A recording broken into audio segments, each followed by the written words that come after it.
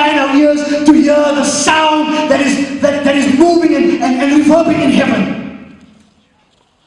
And when we hear the sound and we follow the leading of the sound, we will see walls come down.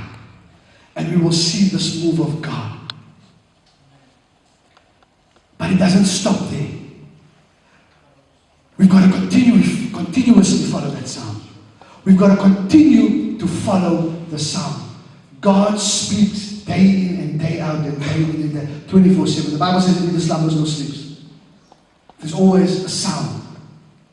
Have you ever wondered, a wave that crashes, where does that sound come from? Hey? You guys that surf, that are bold enough to one day surf dungeons. It's like, and that wave crashes. If you watch the movie Chasing Mavericks and you have the sound of loud, and that wave crashes. Where does that sound come? The waters roar. I read it to you in Psalms 29. The voice of the Lord is where? Upon the waters.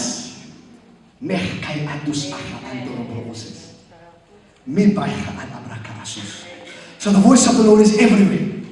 God is always speaking. All we need to do is follow the sound.